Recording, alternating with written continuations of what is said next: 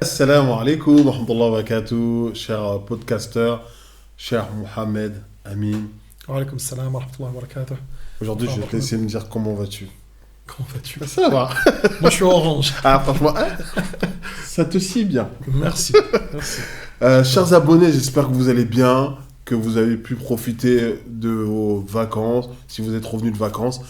Et comme vous le savez, notre podcast Zawadji, on parle de la famille, on parle du couple, on parle de l'éducation, on parle des enfants. Là, aujourd'hui, on va faire un retour d'expérience sur un cas pratique, de manière à ce que vous puissiez, on va dire, vous remémorer et surtout voir l'impact du j'ai décidé de me marier avec malgré ses défauts, ou j'ai décidé de la prendre malgré ses défauts. J'ai décidé d'y aller envers et contre tous, malgré les conseils de mon père ou ma mère. Mohamed, comment ça se passe? C'est bien ça, c'est bien.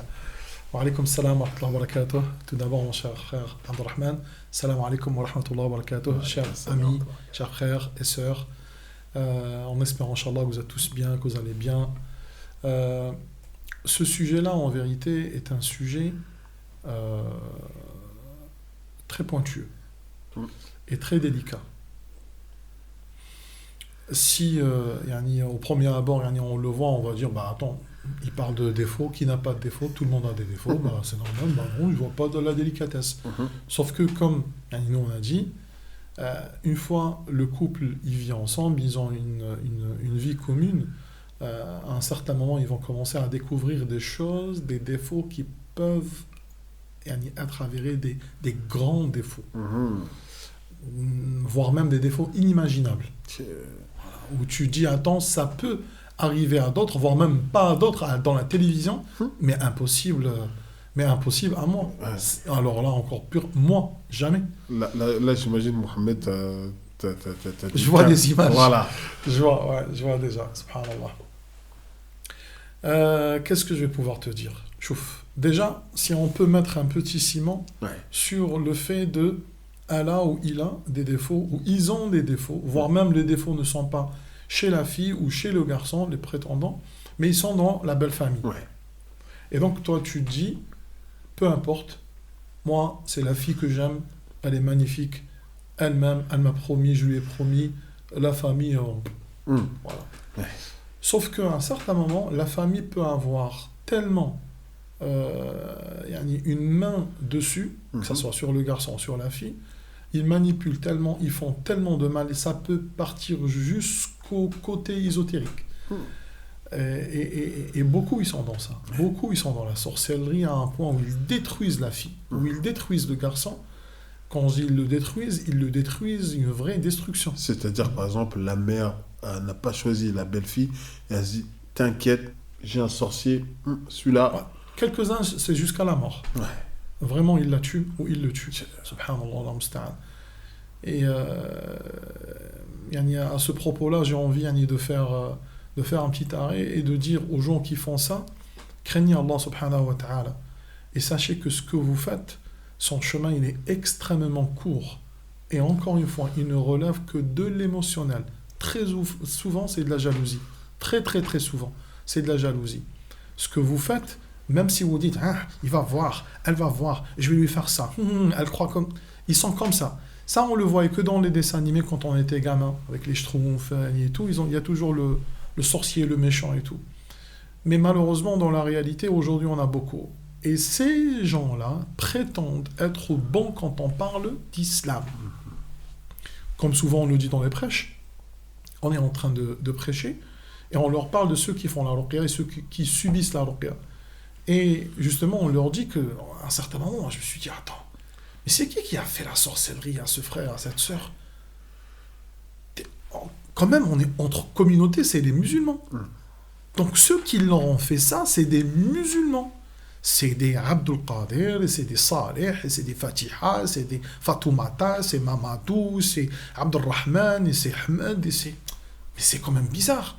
Sachez que celui qui fait la sorcellerie, ou il pratique la sorcellerie, ou juste il consulte en payant pour qu'on lui fasse un petit sort, pour le mal ou pour le bien. Beaucoup ils disent non mais moi sincèrement je le fais pas, mais je l'ai fait une seule fois, c'était pour le bien, juste pour semer l'amour. Ou pour le bien. La personne, elle sort comme une flèche de l'islam. Vous allez me dire, pour ceux qui ne savent pas, tu es qui pour juger les gens? Ce n'est pas moi. Nous, on transmet le juge des gens. Il l'a déjà dit au préalable pour que quand tu te retrouves en enfer, tu dis pas « je ne le savais pas ». Il a dit dans le sens rapproché du verset, Allah subhanahu wa ta'ala, et certes que nous t'avons révélé, ainsi qu'à ceux qui ont vécu avant toi, c'est-à-dire les prophètes d'avant. Si tu m'associes, c'est-à-dire ô toi Muhammad, je te parle, si tu m'associes, quoi que ce soit, tes actions seront vaines et tu feras partie des gens de la perdition.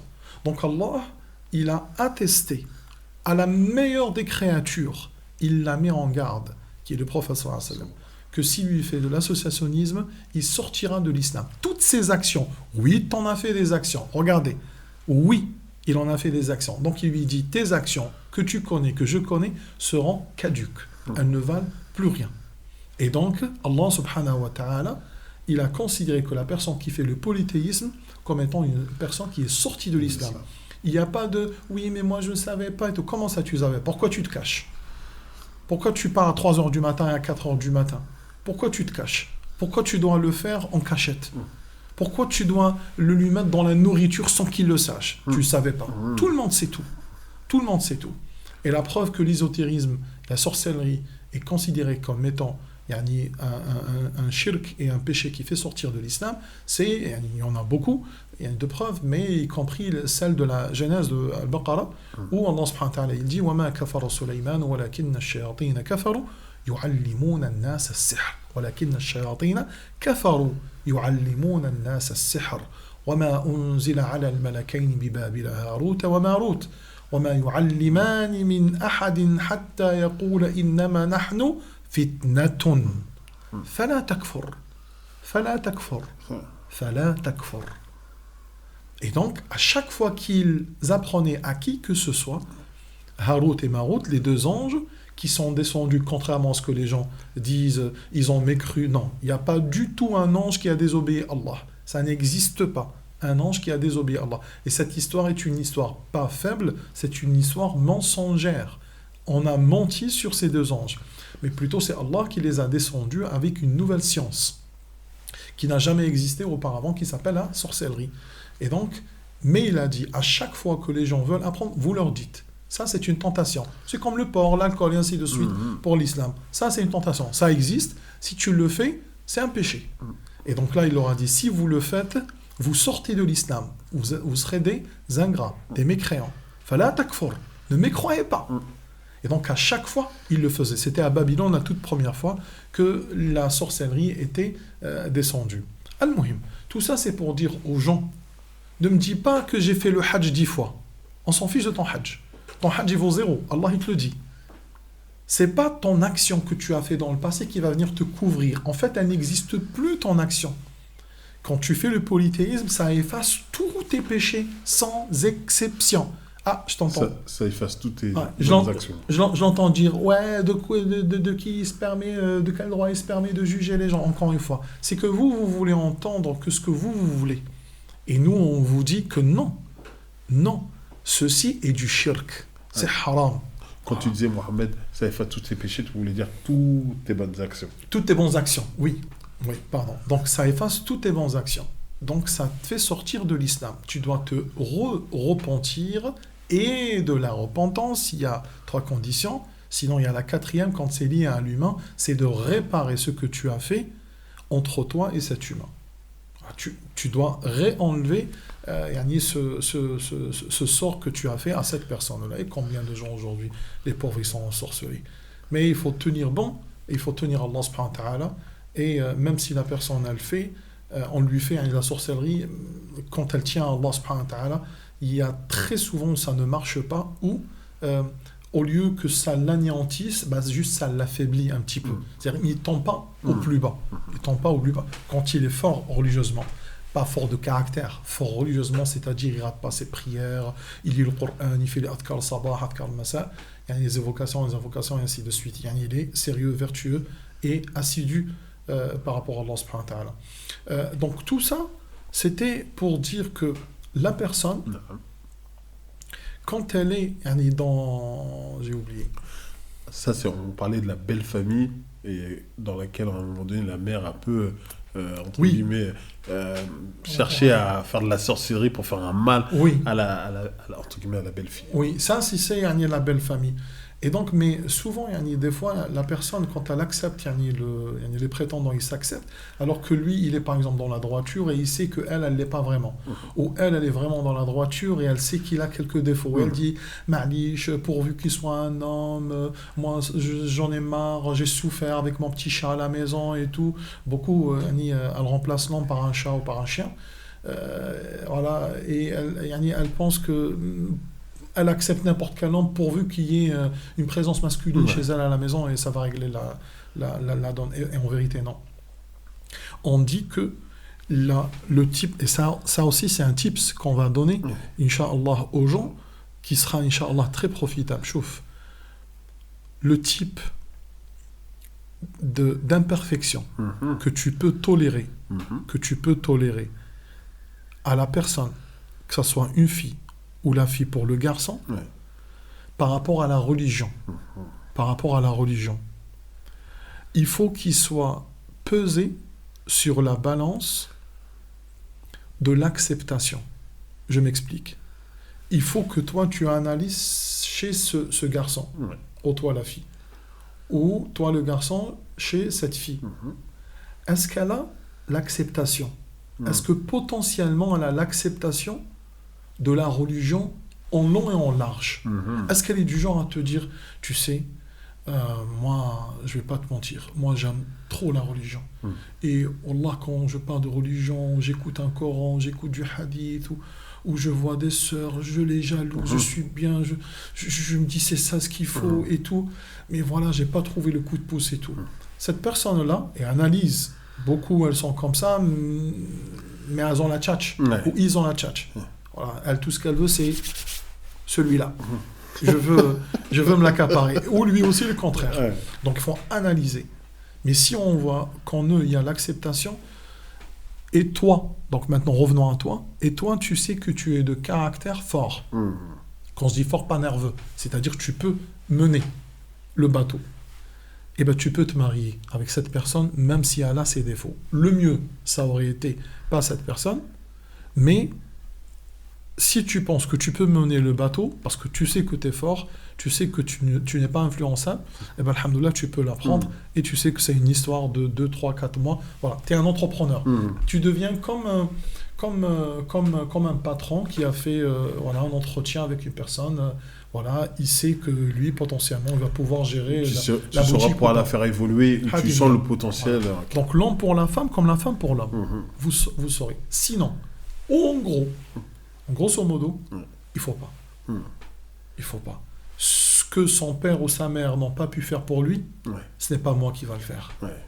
C'est-à-dire qu'il ne faut pas se bercer de faux espoirs en se disant, bon, je vois ce défaut-là, genre un défaut, je me dis par exemple, la personne a fume et ça me gêne. Mais je me dis, bon, peut-être qu'il va changer. Oui. Tu sais, avec peut-être qu'il va changer. Sans avoir de plan, ça n'existe pas. C'est ça le truc. Il n'y a pas de peut-être. Et ça, c'est le peut-être des mamans. Son fils, c'est un dealer de drogue, mais elle ne le voit pas comme un dealer. Mais à l'extérieur, tout le monde le voit comme le caïd, quoi. C'est un gros problème. Mais elle le voit comme son fils. Juste hier, elle lui mettait les couches. Exactement. Parce que pourquoi on parle de cet exemple-là? On parle de la cigarette, mais ça peut être d'autres défauts. Oui. Parce que demain, les enfants, ils vont grandir. Et quand ils vont grandir, eux-mêmes, à un moment donné, ils vont être là, mais j'ai toujours vu papa ou machin. Et un jour, ils fument. Qu'est-ce qu'on dit? Voilà. Donc, c'est pour ça qu'il faut peser le pour et le contre. Voir le type de défaut, ça c'est un. Et deux, est-ce que c'est gérable ou pas? Est-ce que moi, j'arriverai à le gérer ou pas? Tout ça, c'est pour dire que quand on ne fait pas ça, quand on ne fait pas d'investigation, comme on en a parlé, quand on ne fait pas un vrai entretien, qui est la muqabala. Qui est la muqabala, naam. pour savoir yani, si on peut, si on est compatible, s'il y a des affinités, si on peut avoir des affinités, et ainsi de suite. Après cela, qu'on ne soit pas surpris quand on a des histoires à dormir debout. Là, tu me fais peur, là. Histoire à dormir T'aimes bien debout. ça, toi. Ah, là. Bon, là, on a parlé un petit peu on va dire, des défauts qu'on peut voir et de faire attention de ne pas avoir ce syndrome du sauveur. Parce que, en réalité, déjà, il faut qu'on arrive à sauver soi-même. Et donc, se dire sauver quelqu'un qui a déjà été formé, c'est peut-être compliqué. Mais revenons là à cette... on va dire, je vais pas dire à cette histoire, mais à ce retour d'expérience que tu as eu. Parce que celle-là, je pense qu'elle va aider. Là, le cerveau, il fait comme ça. Exactement, là. J'en ai plein d'histoires. Mais une qui t'a choqué. Ouais. Par rapport à son début. Il y a quelques-uns qui me dégoûtent même. Ouais. Il y a par exemple des gens qui ont voulu Se marier avec des gens qui n'étaient pas forcément compatibles avec eux. Ouais, dès le début, on a dit que c'était pas compatible et subhanallah, ils ont dit non, il n'y a que Allah qui peut juger, il n'y a que Allah qui sait. On dit Allah, il a donné. Rappelle-toi ce qu'on avait dit le premier temps sur un kawniyya. Ouais. Allah, il te dit que s'il y a ça, c'est pas bon. Ouais. En tout cas, c'est pas bon pour toi. Ouais. Tu vas sacrifier ton enfant. Et ben, une fois ils se sont mariés, c'est moi qui a parlé de cette famille à cette famille, de cette famille à cette famille. Ouais. Mais c'est moi, en fait, j'ai parlé de façon générale et la famille elle m'a dit non, Malish. Je dis mais non, ils sont pas bons. C'est vrai que le frère il veut vraiment se marier, mais ils sont pas bons. Il m'a dit non, il faut. Ben, il s'avère après que le garçon a été plus que bizarre. J'ai pas envie de donner les détails, sinon s'il suit le podcast. Parce que voilà, tout notre entourage y suit, il va croire que c'est forcément lui. Mais voilà, il y a des détails vraiment bizarres. Voilà, vraiment bizarres. Du genre, tu vois par exemple, Abdelrahman, toi, moi, qu'est-ce que je connais toi ? Je sais que toi, tu pries, tu es à fond et tout. On essaye. Hein. Je veux dire, voilà, alhamdoulilah. Au minimum, du minimum, c'est la prière. Non. Cette personne-là, quand elle est avec les potes, c'est la prière. Ouais. Et quand elle est à la maison, c'est zéro prière. C'est l'épouse, elle dit, mais attends, c'est pas vrai, mais j'hallucine. Mais tu m'as pris, tu savais que j'étais comme ça. À un point où même quand il fait la prière, il ment comme si l'épouse elle avait un enfant. Donc il se lève, il fait pas les ablutions. Ouais. Elle voit, elle trouve qu'il n'y a pas d'ablution. Il y a pas de phrase d'ablution. Les feintes des enfants de 7 ans là, que tu essayes de mettre entre guillemets au début de la prière et puis qui viennent, ils ont fait les ablutions et en gros ils t'ont mis de l'eau et puis tu dis mais fais voir tes coudes. Oui. Et là ça serait... Oui. Ah ouais. Et puis plus d'une année, zéro rapport charnel. Pourquoi tu t'es marié, subhanallah. Tu vois. Et je rentre pas dans d'autres détails. C'est-à-dire que en amont, la compatibilité, elle n'y était pas. Et les gens ont eu, entre guillemets, ont forcé le truc. Non, mais t'inquiète, ça va l'aider. Voilà. Ça va le mettre... Voilà. Le mariage étant la moitié de la religion, voilà. Peut-être que ça va le sauver. Voilà. Le syndrome du sauveur. Voilà. Mais...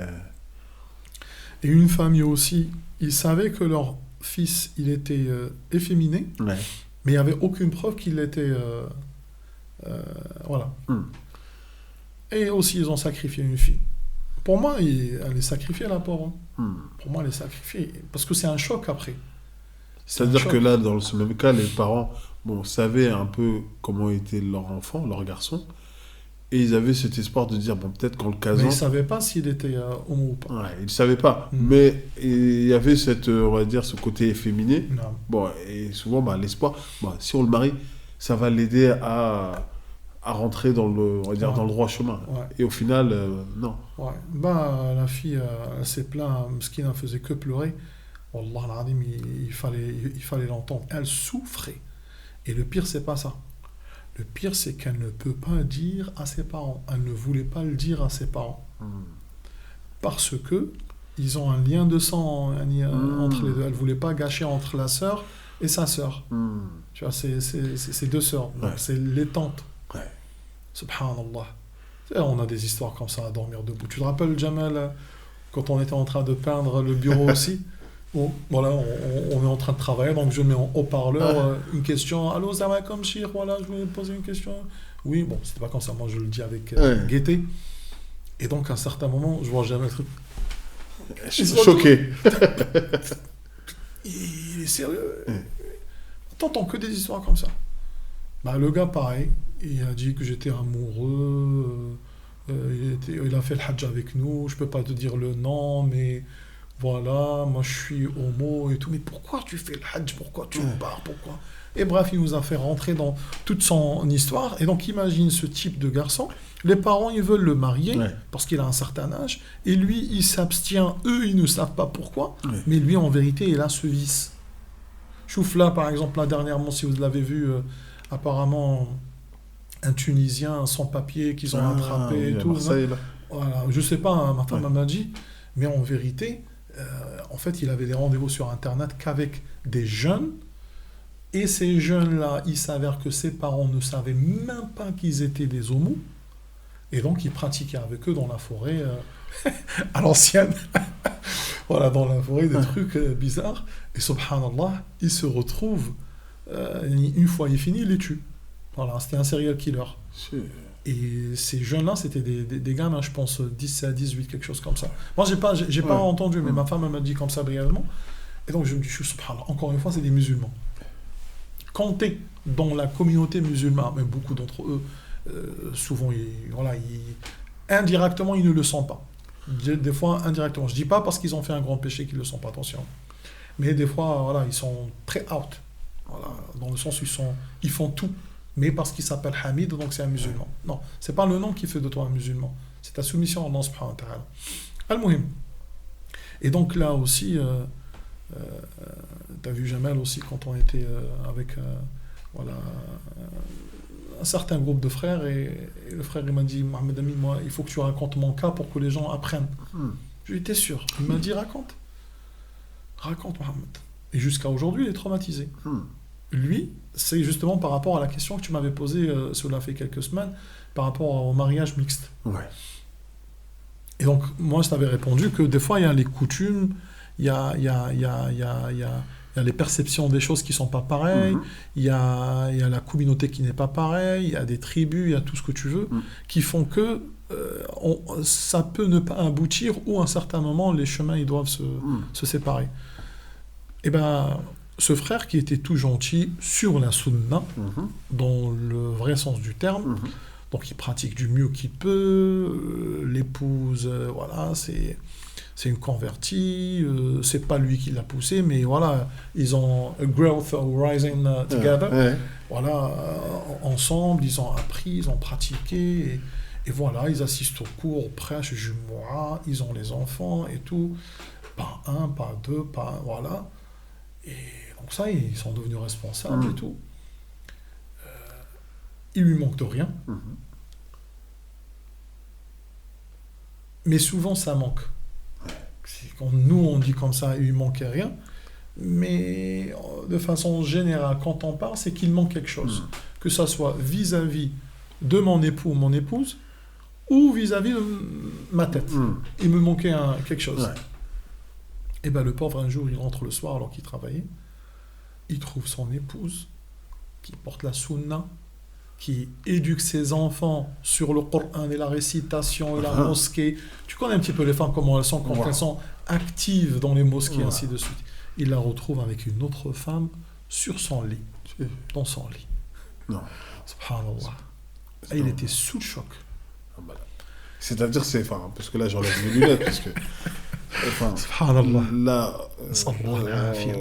quand on reprend le contexte, c'est-à-dire un jeune couple qui ont grandi ensemble, qui ont appris la religion ensemble. Ouais, mais quand même, ils ont vécu quand même, je pense, facilement un bon 15 ans. Hein. Voilà. Donc, et qui ont, entre guillemets, ou avaient cet amour de la religion, et qui avaient des enfants qui les ont éduqués dans ce sens-là. Et on va dire, aucun signe annonciateur entre guillemets, on va dire quand je dis un manque, mais d'une certaine incompatibilité, quoi. En fait, qu'est-ce que je vais te dire? J'ai peur que les gens le comprennent mal aussi. En fait, elle lui a demandé une seule fois à ce qu'elle travaille. Hmm. Et elle était suffit. Hmm. Il lui manquait rien. Hmm. Et c'était pas une dispute, hein. Hmm. C'était s'il te plaît, j'ai envie de travailler, j'ai envie d'exister socialement, j'ai envie de maintenant. Et lui, c'était non, non, non, non, non, non, non. Ça sert à rien. Pourquoi? T'es bien comme ça. Alhamdoulilah, t'as la voiture, t'as l'argent, t'as le compte bancaire. Tu peux rentrer, tu peux sortir à tout moment. Pourquoi tu veux travailler? Moi-même, Wallah, si je peux arrêter de travailler, j'arrêterai. C'est-à-dire Si que... je trouve une personne qui travaille pour moi, je l'arrêterai. D'accord, c'est-à-dire qu'il subvenait à tous ses besoins Tout. et Ah. elle Même les avait... vacances 2 fois à l'année.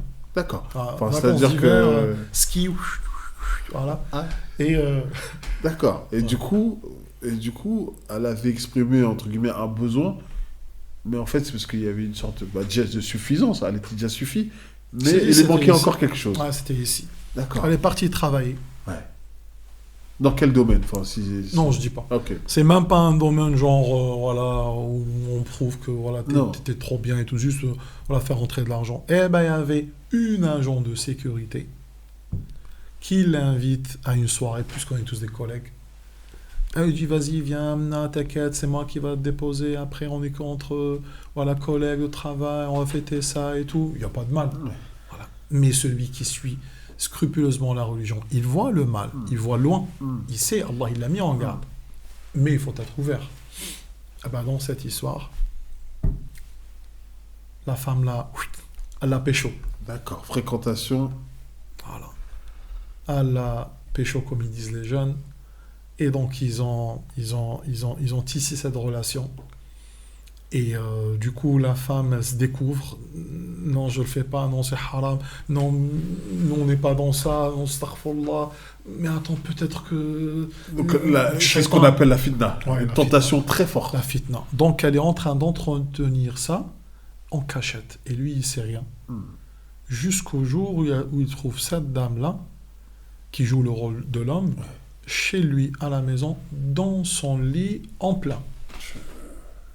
Il m'a dit, Mohamed Ami Meskin, comment il a pleuré, il m'a fait pitié. Il a pleuré avec une brûlure dans le cœur. Je l'ai serré dans mes bras. Et Wallah al-Adim, j'ai pas pu moi-même supporter. C'est une douleur. Il n'y a que Allah. Et lui, à ce moment-là, qui savait le degré de la douleur qu'il est en train de subir. Donc on a, malgré ça, chose que la plupart, ils n'acceptent pas. Ouais. Malgré ça, il a voulu quand même régler les morceaux. Parce qu'il est attaché à elle depuis des années, ils sont ensemble. Ouais. Mais attends, parce que oui. lui, il est attaché à elle depuis de nombreuses années. Ah, ils ont des enfants et tout. Ouais. Et parce qu'on a parlé du début. Au début, parce qu'on a parlé de Muqabala, d'investigation. Est-ce que lors de la Muqabala, s'il y en a eu une, ou est-ce qu'il y a eu quelque part un mariage des familles, c'est-à-dire... Non, justement. Ah. Ouais, justement. En fait, lui, il n'était pas accepté chez sa belle famille. Voilà. Et genre, c'était pas genre, il était exemplaire, c'est juste parce qu'il est arabe. On veut pas des arabes. Nous, on est des Français, on est comme ça. Une forme de racisme basique. Voilà, la forme de racisme connue. Voilà. Et en vérité, quand lui, il a découvert ça, avec le temps, il l'a dit. La famille n'ont pas cru. Puis après, elle a fait son coming out. Voilà, elle a enlevé son voile, elle a tout délaissé, elle est devenue autre chose. Wow. Voilà. Et donc, du coup, elle a suivi des études, elle a repris ses études et tout. Puis après, elle s'est mise voilà, dans un certain domaine de travail où elle s'est retrouvée à travailler avec cette dame.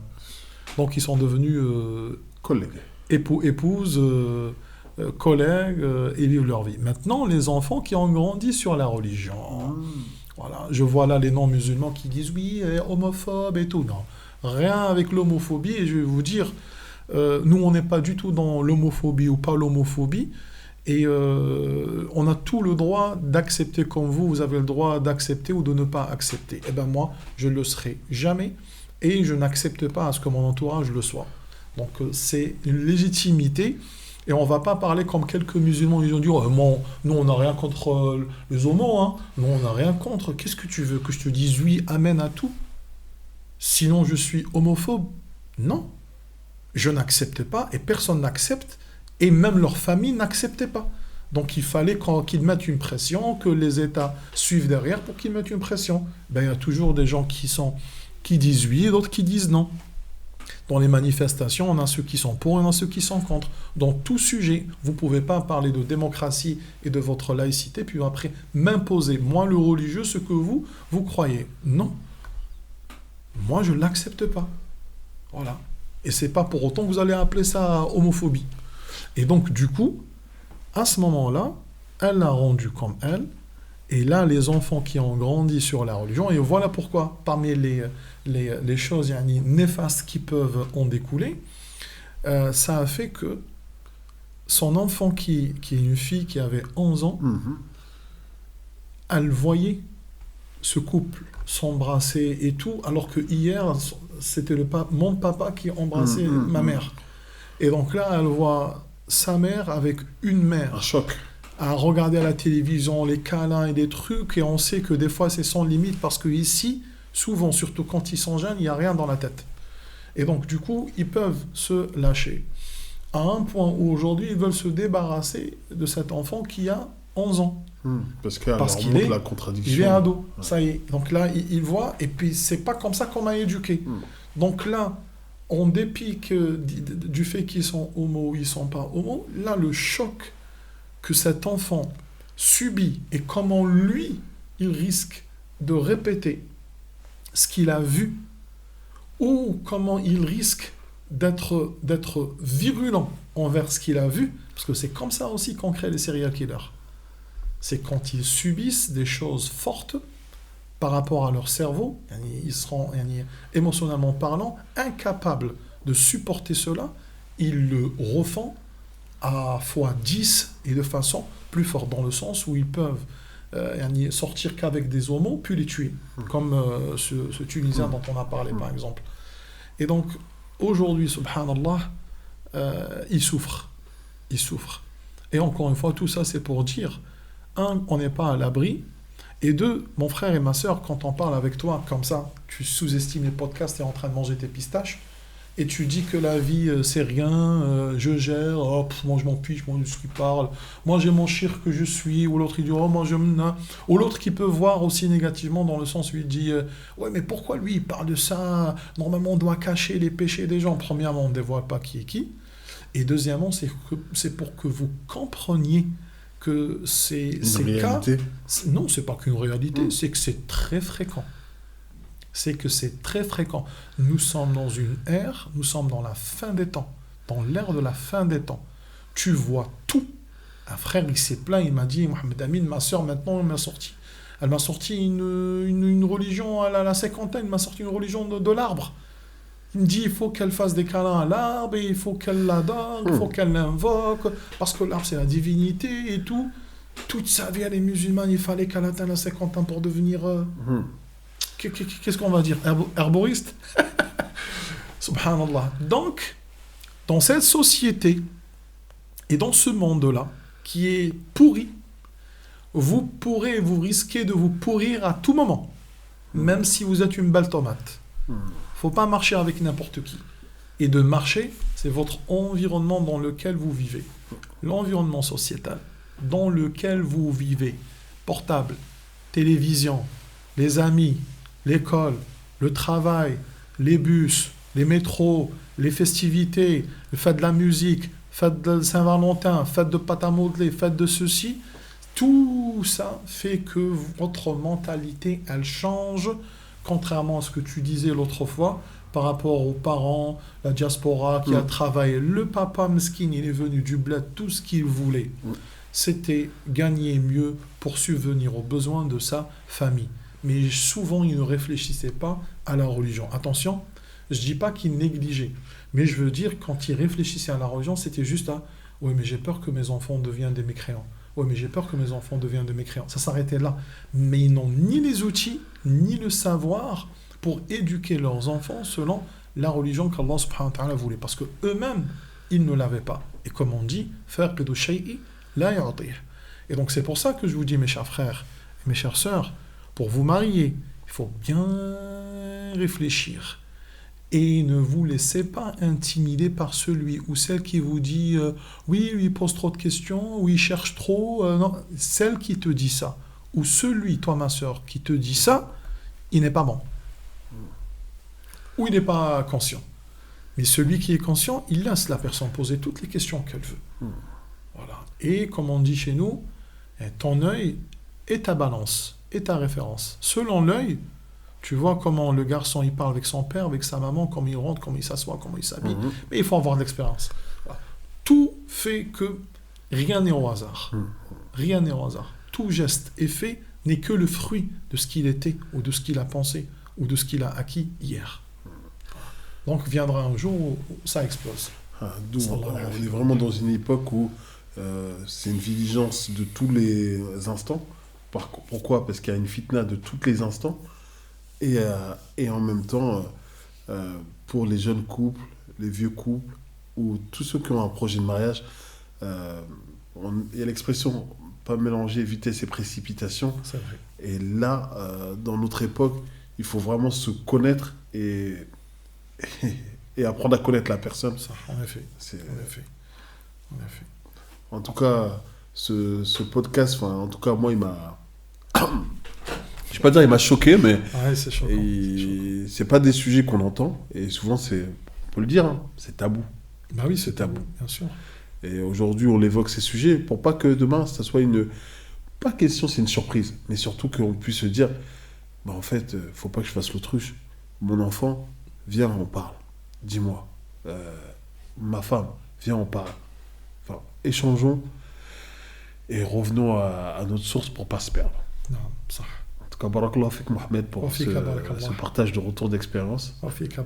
Et comme on vous le dit toujours, abonnez-vous, partagez.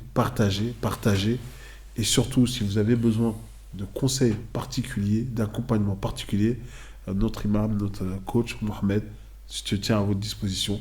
C'est très simple. Vous allez sur le site, vous prenez rendez-vous et derrière, on prendra le temps de vous accueillir. Inch'Allah. Bienvenue à vous à tout moment. On vous dit subhanakallahumma wa bihamdik ashhadu an la ilaha illa anta astaghfiruka wa atubu ilayk wa sallallahu wa sallim wa barik ala nabiyyina Muhammadin wassalamu alaykum wa rahmatullahi wa barakatuh. Assalamu alaykum wa rahmatullahi wa barakatuh.